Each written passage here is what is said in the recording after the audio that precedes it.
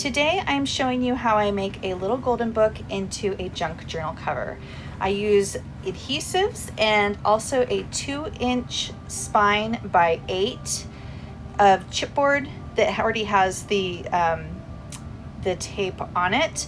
And I'm going to cut my paper 2.5 inches bigger than the spine. That way I have 1 inch overhang and about 1/2 inch for the gutter of where the pages need to bend.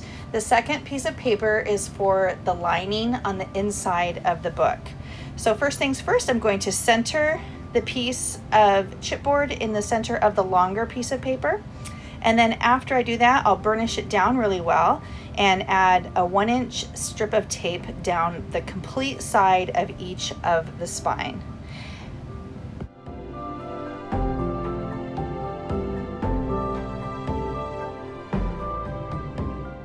Next, I'm filling in the spots that don't have tape with a little bit more tape, just so that I can make sure that my spine is as solid of a foundation as possible for my junk journal. And as always, burnishing helps the adhesive to stick down really well and not come apart.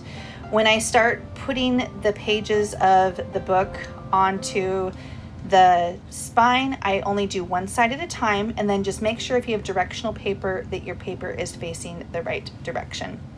I do leave probably not quite a 1/4 inch gap between the spine and the front and back cover, just so that the pages can bend neatly. If you put the covers right next to the spine, it won't bend. It'll just stay stiff and straight.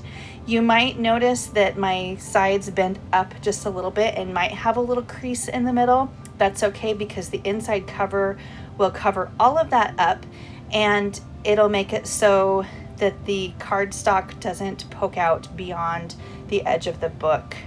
This is the inside cover, and I just like to use as big of a piece of tape as possible so that I'm not having to measure it over and over and over. And I'm covering this piece so that I can put it on the inside in just a moment.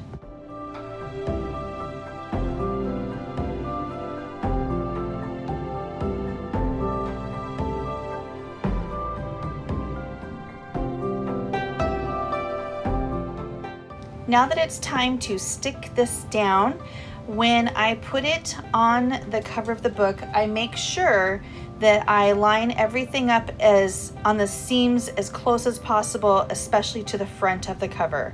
If you're looking for perfection, you're going to be looking at the front of the book more than the back of the book, and so I just make sure to focus all of my energy there.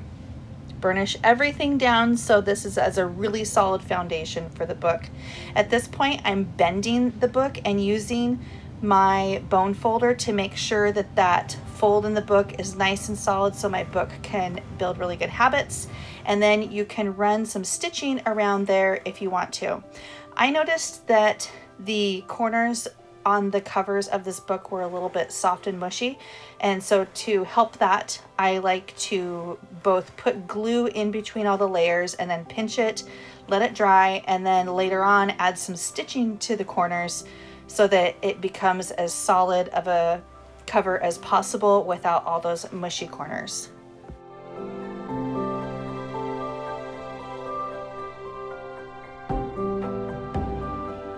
Next, I need to find an eraser so that I can get rid of poor Jackie's name, because it won't be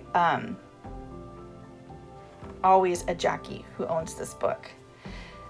The last step that I'm going to take will be to Mod Podge the entire cover. I don't generally Mod Podge the inside cover.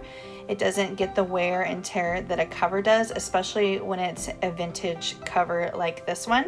And I do the entire cover, not just the paper part. The paper part that I put on, it does help to keep the corners from tearing, and it just helps with the sturdiness of the book. And then as far as the original cover, it just helps to protect it long term. This isn't waterproof, Mod Podge isn't, but it sure is pretty stinking close to waterproof. Thank you for checking this out today, and I hope that this helps you to make some covers from your little golden books as you grow as a junk journal creator too. Thank you.